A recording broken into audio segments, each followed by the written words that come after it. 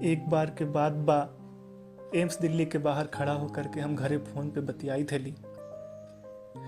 घरे बतियाए में अक्सर ऐसा हो जाला कि बतीते बतीते अपन आपन भाषा में आपन बोली में बतियाए लगेला, काहे कि ओकरे से आदमी हृदय से नजदीक हो पाएला केकरो से। जैसे ही फोन रखली वैसे ही ये कहूँ से आवाज अयलक। मुड़ के देखली तो एगो बुढ़िया बुलावी थलक। कहला कि ए बेटा आवत तो तनिक हमर भी बैठा तो 2 मिनट। हमू अचक में पड़ गेली, अचरज में पड़ गेली कि भाई ई दिल्ली शहर में कौन आदमी हमर से हमर भाषा में बोललक। जाके उनकर भी जैसे ही बैठली वो कह लगलन बेटा कहाँ घर हवा तोहर। हम बतैली कि झारखंड राज्य में पलामू जिला में एगो घर बा, उहे गांव में। बेटा हमरो घर पलामू में बा। तोर से बहुत दिन के बाद 15-20 साल के बाद कोनो आदमी से हम केकरो मुंह से हम पलामू के बोली सुनली तो बड़ा करेजा जुड़ा गलक बाबू। इहे ला तोरा बोलेली कि आजा बैठा हमर भी तनी। बात बात में उनकर से बात निकलक कि 15-20 साल पहले उनकर बेटा दिल्ली में कमाए आयल हलक, ओकर एक्सीडेंट हो गलक। कोनो ओकरा हॉस्पिटल में भर्ती करा दिलन। ई सब भी खबर पेठौलन तो इनकर माई और बाबूजी दोनों चाहत कि वहाँ से जैसे तैसे घर जमीन बेच के और पैसा कौड़ी के इंतजाम करा के दिल्ली अइलन। इलाज में सब पैसों खत्म हो गलक और उकर झटका बर्दाश्त ना करे पड़लन। उनकर बाबूजी चल गलन। अब बेचारी बुढ़िया अकेले बच गलक दिल्ली जैसन बड़का शहर में, ना पैसा कौड़ी के इंतजाम ना खाए पिए के इंतजाम। तो जैसे तैसे बेचारी भीख मांग के बेचारी बुढ़िया वहाँ गुजर काटी थलक, कैसू अपन पेट के गुजारा करी थलक। कोनो जिंदगी से सिकवा सिकावा इतना हलक ओकर, लेकिन इतना दिन के बाद आपन बोली आपन भाषा सुने के ओकर मन पसीज गलक और आपन धरती के याद आवे लगलक। हम ओकरा कुछ पैसा कौड़ी देवे लगली भीख में तो कहला बाबू ये सब मत दा, हमरा ये सब ना चाहिए। खाए पिए के इंतजाम बा, जितना दिन जिंदा ही पापी पेट के पालिए लेब। ऐसा नहीं है कि हम कोशिश ना कर ली वापस गाँव जाए के, लेकिन कोनो इंतजाम ना होए पड़लक तो अपन किस्मत के इहे मान के हम यहीं रुक गेली। लेकिन बाबू बैठ जा 2-4 मिनट, अगर ज़्यादा दिक्कत नहीं खे तो, ज़्यादा देरी नहीं खे हो तो तनी 2-4 दिन बैठ जा और अपन भाषा में बात कर ले वह हमर से। 2-4 मिनट पलामू के बोली सुन ले थी तो लगे बहन की जिंदगी धन हो गई। तो वह उनकर जे बात बा हम रविन के सुनावई थी ये गीत के शकल में। पसंद हुई जैसन लगी वैसन बताए, लेकिन ये बात बाकी लोग के जरूर पहुँचाए। खास करके अभी के समय में जबकि दूर देश से मजदूर सब अपन गांव लौटत हत, अपन गांव में अपन जड़ के तलाश करत हत, उस समय में खास करके गाना आउ प्रासंगिक हो जाला।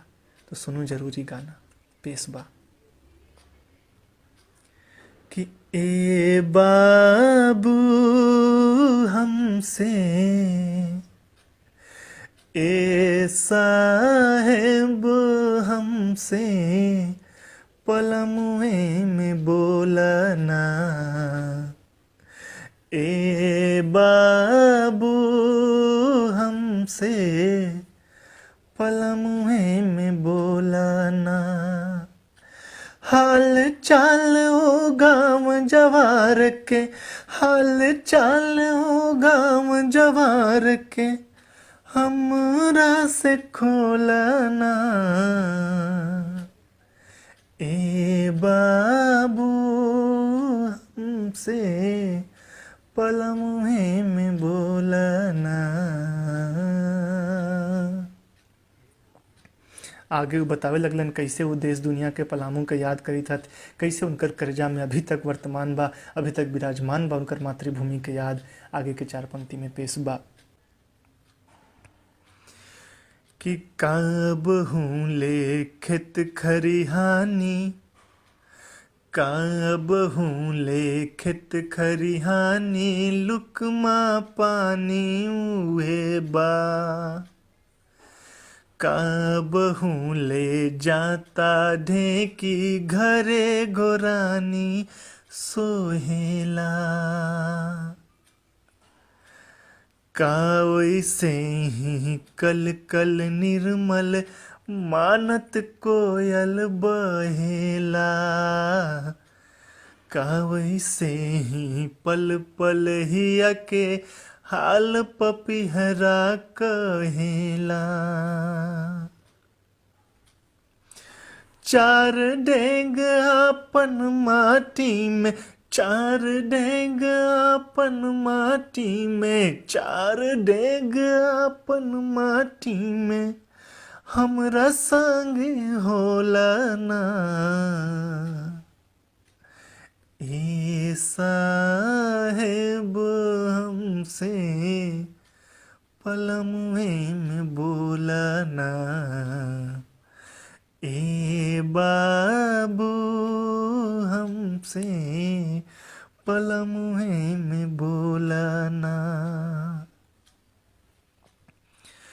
धुसका पुसहा केरा दुधौरी लिट्टी सतुआ सान के। धुसका पुसहा केरा दुधौरी लिट्टी सतुआ सान के। मनवा के बेचैन करेला स्वाद मगहिया पान के। मनवा के बेचैन करेला स्वाद मगहिया पान के। काबहूँ भर कोठी अटारी बड़ी फुलौरी सोहेला। काबहूँ ला अंगने अंगना कजरी झूमर सोहेला। कोहबर सोहर चैता फगुआ कोहबर सोहर चैता फगुआ कोहबर सोहर चैता फगुआ कनवा में घोलना। ए बाबू हमसे पलमुए में बोलना। हाल चाल ओ गाँव जवार के हाल चाल ओ गाँव जवार के हमरा से खोलना। ए साहेब हमसे ए राजा हमसे ए सुगना हमसे पलमुए में बोलना। हमारा से खोलना। एक बार के बाद बा